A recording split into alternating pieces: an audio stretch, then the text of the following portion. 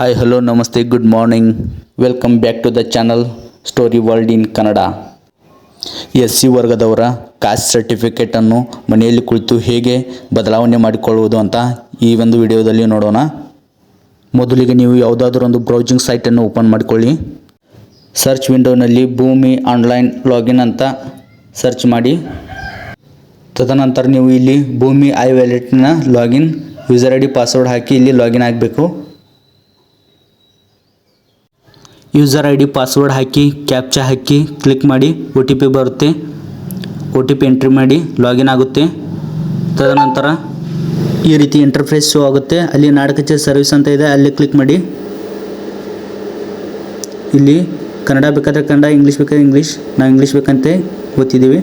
ಇಲ್ಲಿ ಕ್ಯಾಸ್ಟ್ ಅಂತ ಇದೆ ನೋಡಿ, ಅದ್ರ ಮೇಲೆ ಕ್ಲಿಕ್ ಮಾಡಿ. ಹಾಗೆ ಬೇಕಾಗುವ ದಾಖಲೆಗಳು ಈ ರೀತಿ ಇದೆ, ನೋಡ್ಕೊಳ್ಳಿ ಒಮ್ಮೆ. ಅದನ್ನು PDF ಸ್ಕ್ಯಾನ್ ಮಾಡಿ ಇಟ್ಕೊಳ್ಳಿ. ನಂತರ ಇಲ್ಲಿ ಕೆಳಗಡೆ ಪ್ರೊಸೀಡ್ ಅಂತ ಇದೆ, ಇದನ್ನು ಕ್ಲಿಕ್ ಮಾಡಿ.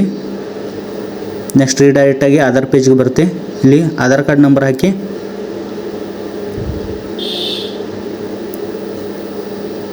ಕೆಳಗಡೆ ಚೆಕ್ ಮಾರ್ಕ್ ಇದೆ, ಅದನ್ನು ಟಿಕ್ ಮಾಡಿ. ಇಲ್ಲಿ ಸ್ಕ್ರೋಲ್ ಡೌನ್ ಮಾಡಿ. ಇಲ್ಲಿ OTP ಅಂತ ಇದೆ, ಅದರ ಮೇಲೆ ಕ್ಲಿಕ್ ಮಾಡಿ. OTP ಪಡೆಯಲು ಕ್ಲಿಕ್ ಮಾಡಿ. OTP ಬಂದಿರುತ್ತೆ ಆಧಾರ್ ಲಿಂಕ್ ಇರೋದು ಮೊಬೈಲ್ಗೆ, ಅದನ್ನು OTP ಎಂಟ್ರಿ ಮಾಡಬೇಕು. ಇಲ್ಲಿ OTP ಎಂಟ್ರಿ ಮಾಡಿ. ಇಲ್ಲಿ ಕೆಳಗಡೆ ಸಬ್ಮಿಟ್ ಅಂತ ಇದೆ, ಅದರ ಮೇಲೆ ಕ್ಲಿಕ್ ಮಾಡಿ.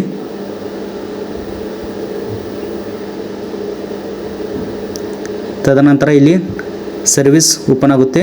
ಇಲ್ಲಿ ಮಾಹಿತಿಯನ್ನು ಸರಿಯಾಗಿ ಫಿಲಪ್ ಮಾಡಿ. ನಾನೀಗ ಮಾಡ್ತಾ ಇದ್ದೀನಿ ನೋಡಿ, ಈ ರೀತಿ ಫಿಲಪ್ ಮಾಡಿ.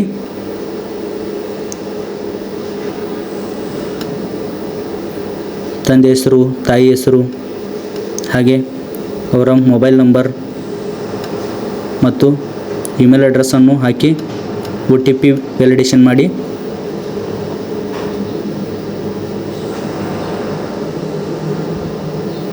OTP ಎಂಟ್ರಿ ಮಾಡಿ ವೆರಿಫೈ ಮಾಡಿ.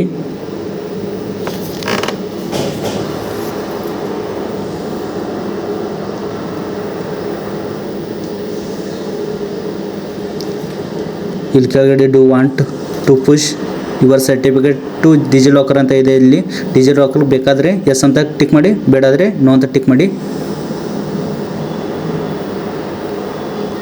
ಹಾಗೆ ಇಲ್ಲಿ ಜಿಮೇಲ್ನ OTP ಬರುತ್ತೆ, ಅದನ್ನು ಕೂಡ ಇಲ್ಲಿ ಎಂಟ್ರಿ ಮಾಡ್ಕೊಳ್ಳಿ. ಈಗ ನೋಡಿ, ಇಲ್ಲಿ ಕೆಳಗಡೆ ನೆಕ್ಸ್ಟ್ ಅಂತ ಇದೆ, ಇದರ ಮೇಲೆ ಕ್ಲಿಕ್ ಮಾಡಿ. ರೀಡೈರೆಕ್ಟಾಗಿ ಮತ್ತೊಂದು ಪೇಜ್ ಓಪನ್ ಆಗುತ್ತೆ.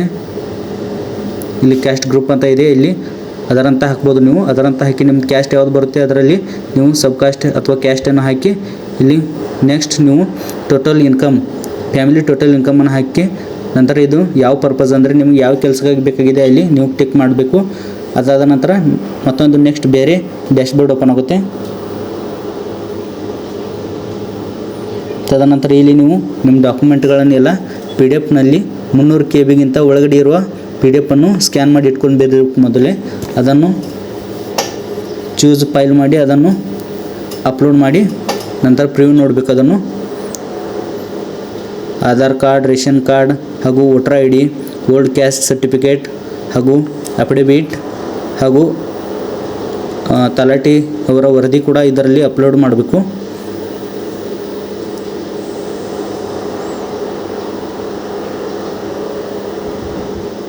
ಒಂದೊಂದಾಗಿ ಈಗ PDF ಅಪ್ಲೋಡ್ ಮಾಡಿ ನಾನು ರಿವ್ಯೂ ನೋಡ್ತಾ ಇದ್ದೀನಿ ನೋಡಿ. ಇಲ್ಲಿ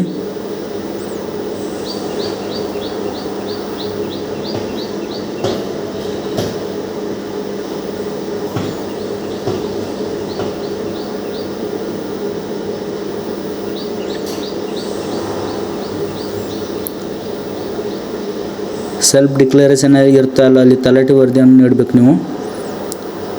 ಆಧಾರ್ ಕಾರ್ಡ್ ಹಾಕಿದ್ರೂ ನಡೆಯುತ್ತೆ.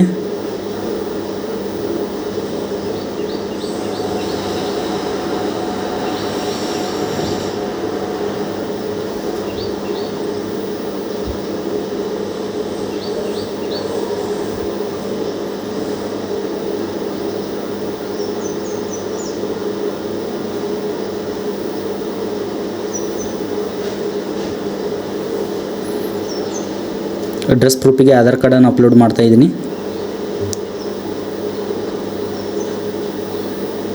ನೆಕ್ಸ್ಟ್ ಸ್ವಲ್ಪ ನಮ್ಮದು KB ಹೆಚ್ಚಿಗಿತ್ತು, ಅದನ್ನು ರೀಸೈಜ್ ಮಾಡೋಕ್ಕೆ ನಾನು PDF ಕಂಪ್ರೇಸನ್ನು ಓಪನ್ ಮಾಡ್ತಾ ಇದ್ದೀನಿ.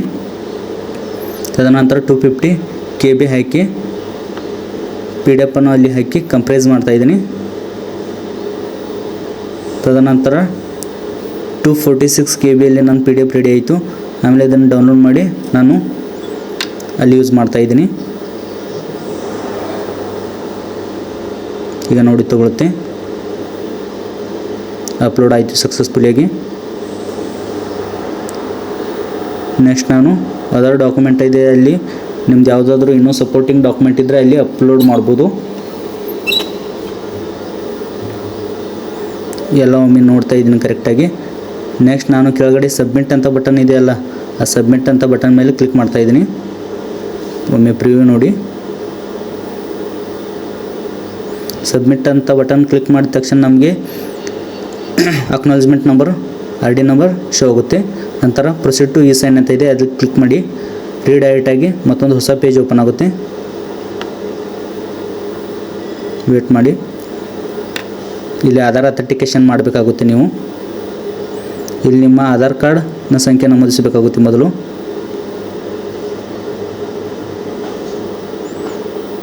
ನೆಕ್ಸ್ಟ್ ನಿಮ್ಮ ಆಧಾರ್ ಕಾರ್ಡ್ ಸಂಖ್ಯೆ ನಮೂದಿಸಿ ಗೆಟ್ OTP ಅಂತ ಇದೆ, ಇಲ್ಲಿ ಕ್ಲಿಕ್ ಮಾಡಿ. ನಂತರ ನಿಮ್ಮ OTPಯನ್ನು ಎಂಟ್ರಿ ಮಾಡಿ ಇಲ್ಲಿ.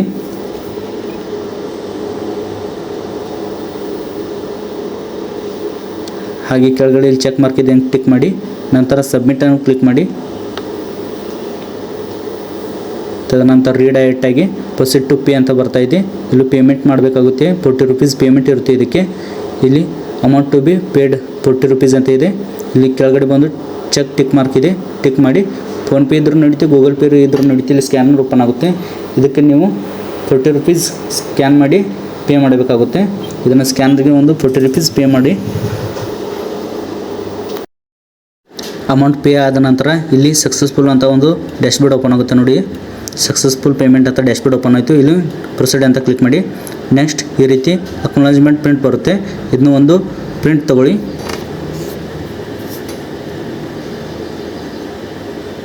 ಇದನ್ನೊಂದು ಪ್ರಿಂಟೌಟ್ ತಗೊಳ್ಳಿ. ಹಾಗೆ ನೆಕ್ಸ್ಟ್ ಇದರ ಒಂದು ಅಕ್ನಾಲಜ್ಮೆಂಟ್ ಕಾಪಿ ಕೂಡ ಇರುತ್ತೆ, ಅದನ್ನು ಒಂದು ಪ್ರಿಂಟ್ ತಗೊಳ್ಳಿ.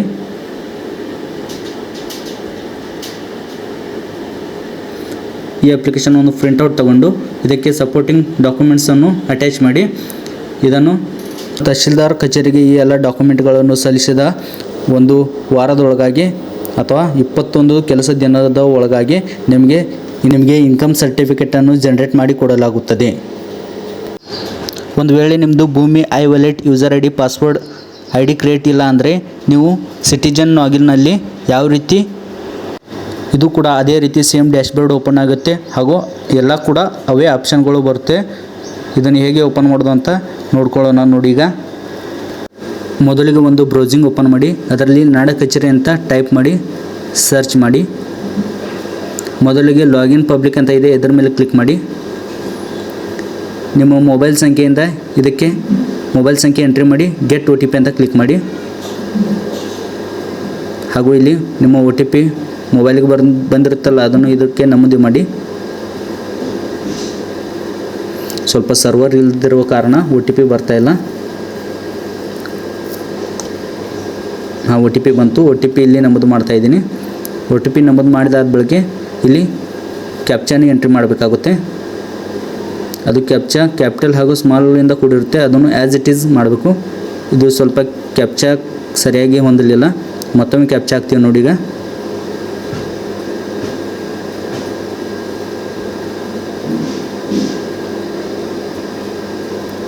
ಲಾಗಿನ್ ಅಂತ ಟಿಕ್ ಮಾಡ್ತಾಯಿದ್ದೀನಿ. ಲಾಗಿನ್ ಆಯಿತು ನೋಡಿ. ಇದು ಕೂಡ ಭೂಮಿ ವ್ಯಾಲೆಟ್ನಲ್ಲಿ ಇತ್ತಲ್ಲ ಅದೇ ರೀತಿ ಇದು same as it is website ಆಗಿರುತ್ತೆ. ಇದರಿಂದ ಕೂಡ ನೀವು ಸಿಟಿಜನ್ ಲಾಗಿನ್ ಉಪಯೋಗ ಮಾಡಿಕೊಂಡು ನೀವು ಕ್ಯಾಸ್ಟ್ ಅನ್ನು ಪಡೆದುಕೊಳ್ಳಬಹುದು. ನಾವು ನೀಡಿರೋ ಮಾಹಿತಿ ನಿಮಗೆ ಯೂಸ್ಫುಲ್ ಆಗಿದೆ ಅಂತ ಭಾವಿಸ್ತೇವೆ. ಇದೇ ರೀತಿ ವಿಡಿಯೋ ನೋಡಲು ಹಾಗೂ ನಮಗೆ ಸಪೋರ್ಟ್ ಮಾಡಲು ನೀವು ಲೈಕ್, ಶೇರ್, ಸಬ್ಸ್ಕ್ರೈಬ್ ಮಾಡೋದರ ಮೂಲಕ ನಮಗೆ ಇನ್ನೂ ಹೆಚ್ಚು ವಿಡಿಯೋ ಮಾಡಲು ಪ್ರೋತ್ಸಾಹ ನೀಡಿ.